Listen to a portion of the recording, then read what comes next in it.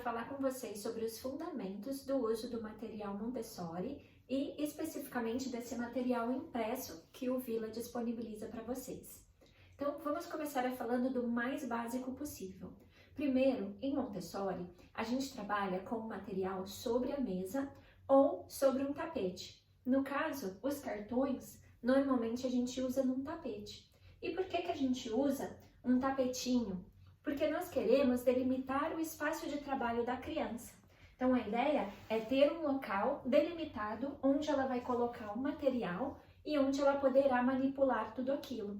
Isso traz ordem para a criança, né? Uma ordem interna de que tudo vai aqui, e a gente também sempre busca começar de cima para baixo, da esquerda para a direita.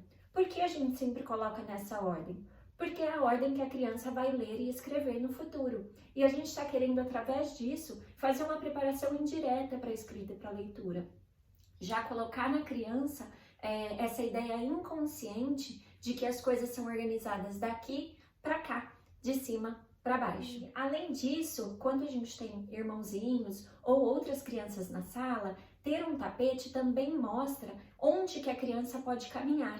E aí a gente vai delimitar o espaço em que é de circulação e o espaço que é um espaço de trabalho, em que ninguém pode pisar ou passar por cima. Para você que está em casa e não conseguiu achar um tapetinho assim, a ideia é que o tapete seja cru, seja bem básico, sem nenhum desenho, sem nenhum padrão, para que a criança não se distraia com aquilo, né? Aquele padrão não é para distrair, ele é só para delimitar o espaço.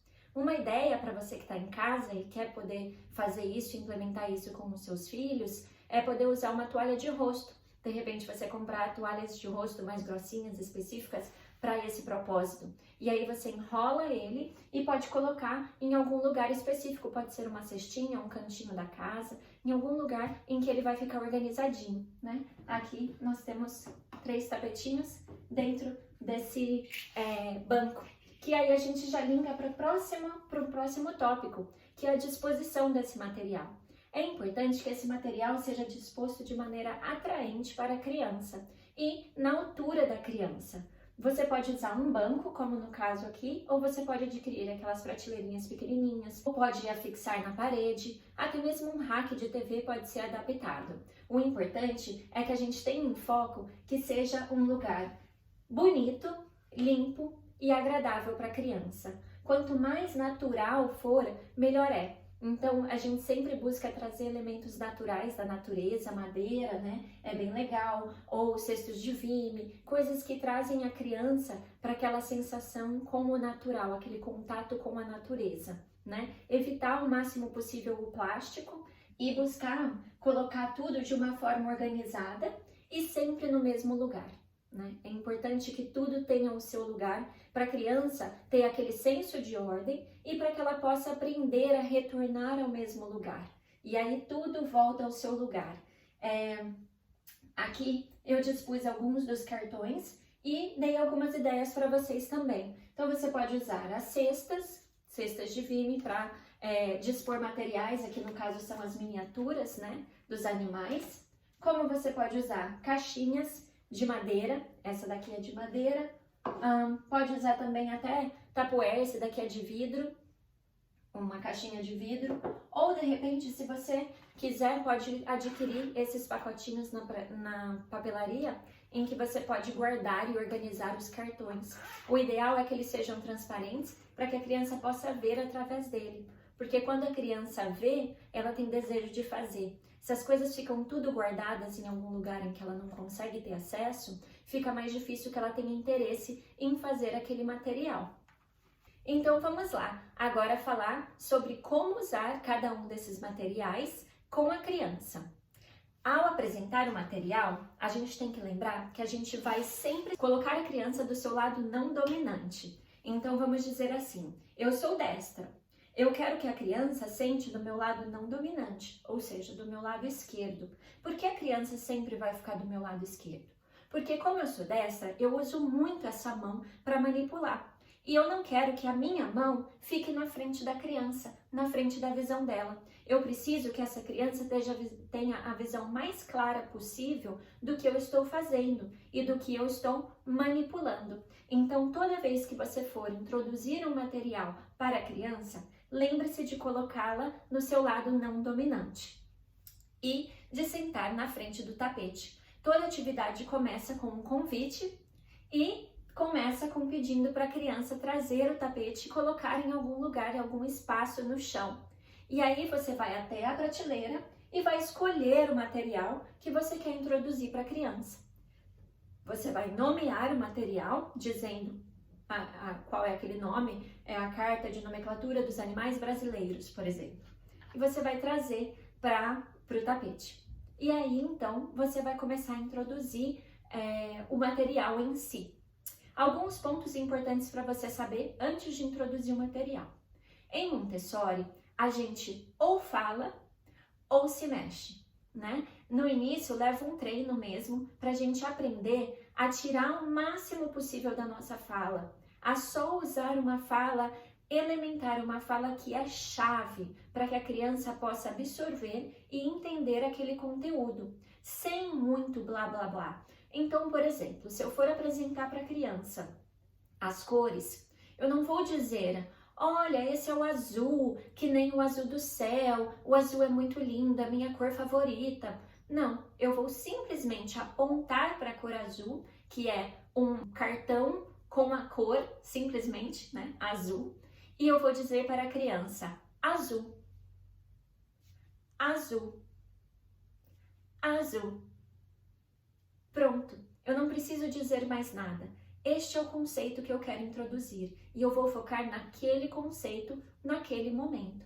Pode ser que a criança te traga elementos e queira conversar sobre aquilo, mas muito provavelmente ela vai estar tão imersa naquela atividade que ela vai querer só aprender e ouvir de você aquele conteúdo e o nome específico.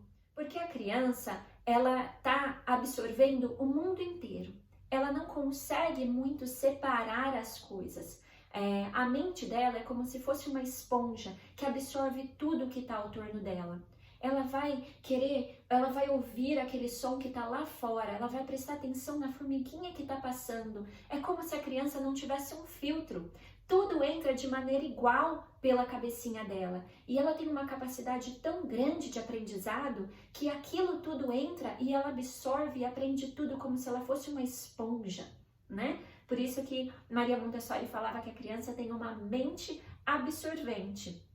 Nós adultos já conseguimos filtrar. A gente consegue não prestar atenção no avião que está passando, não prestar atenção no cheiro que está vindo da cozinha, não prestar atenção num barulho de repente um rádio ligado. Mas a criança não. A criança ouve tudo e presta atenção em tudo. Então, quando a gente quer trabalhar com a criança, a gente tenta trazer o silêncio, a calma, a paz, uma luz natural.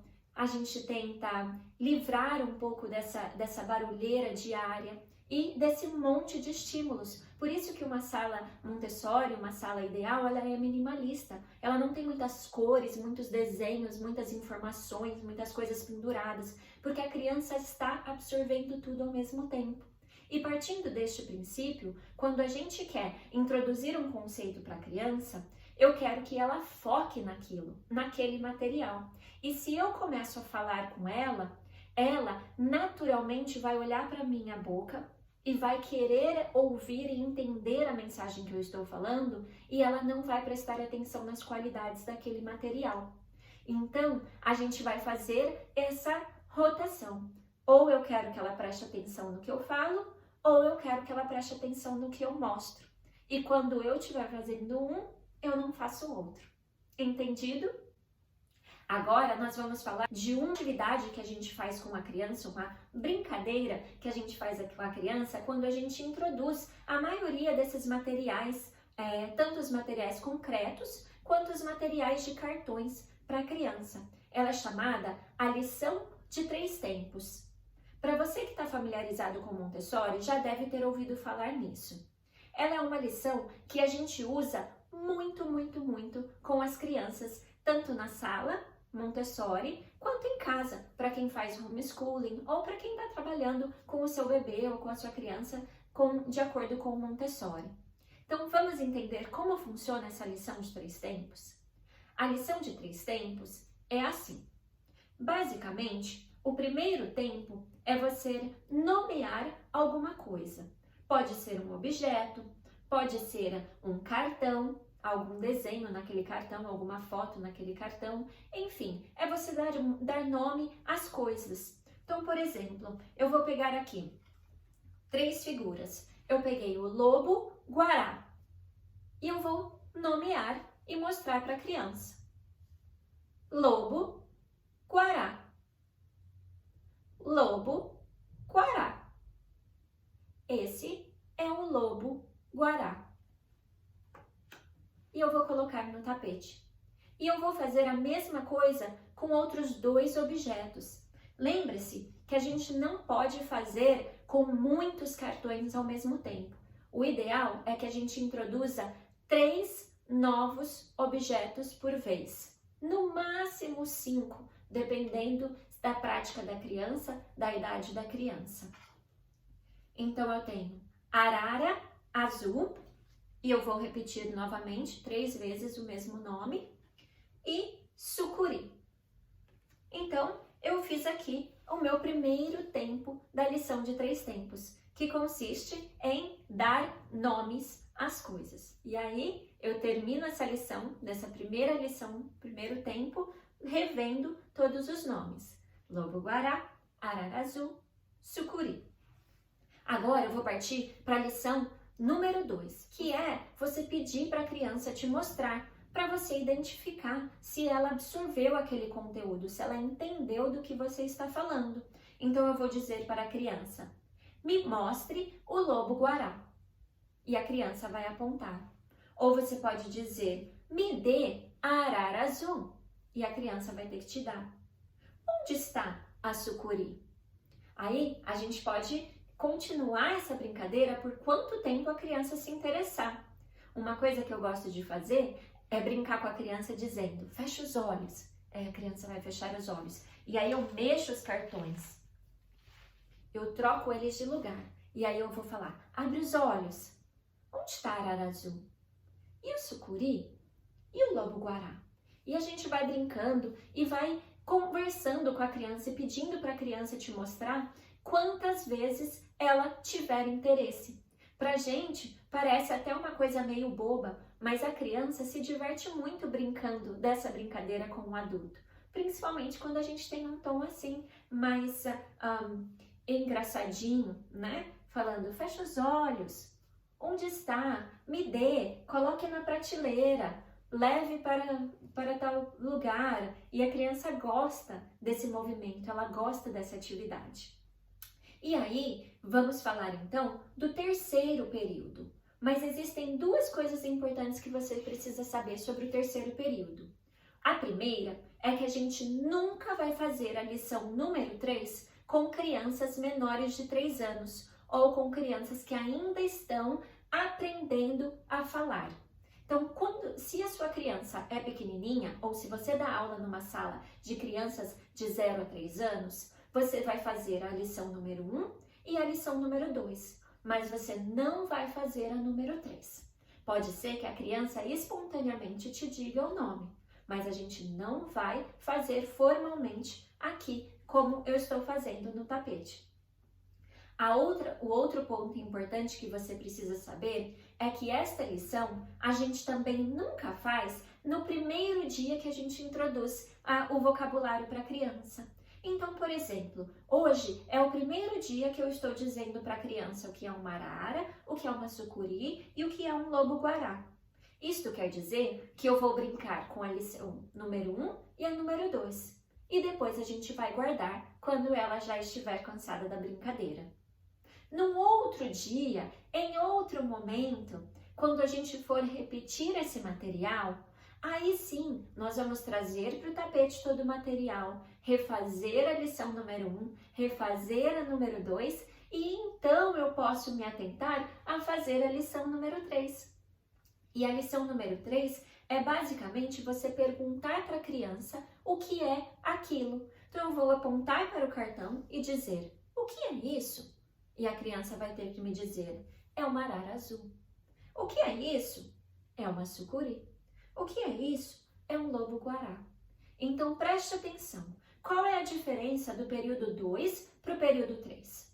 O período 2, a criança, ela identifica, mas ela não fala. As palavras não saem da boca dela. Ela não precisa e puxar lá na memória qual é aquele nome. Na lição número 2, ela só precisa lembrar a partir do vocabulário que eu já dei para ela. Então, eu estou dizendo para ela arara azul. Pode ser que se eu perguntasse para ela o que é isso, ela não lembraria, ela não saberia me dizer uma arara azul. Mas, quando eu digo onde está a arara azul, ela vai saber apontar, ela vai saber identificar. Já na lição número 3, é quando a criança foi além desse período, é quando ela já memorizou de uma tal forma que aquele conceito já está dentro da cabecinha dela e ela lembra, ela é capaz de puxar lá na memória, identificar aquele objeto e nomeá-lo. Então ela vai dizer, é uma arara azul. Entendido? Esta lição, a número 3, a gente faz muito com as crianças na idade de 3 a 6 anos, dentro da sala de aula. E a gente repete para inúmeras coisas, seja para o uso do material sensorial, seja para o uso dos cartões de nomenclatura ou cartões de linguagem, ou seja, para a introdução dos números, para a introdução do sistema decimal, para a introdução das letras e dos sons das letras com as letras de lixa, enfim, é muito variado o uso dessa lição. Gostou? Então agora eu vou mostrar para vocês como usar de fato cada um desses materiais. Mas era importante que vocês tivessem essa fundamentação e entendessem como usar, como dispor e como apresentar cada um desses materiais. Então, vamos lá!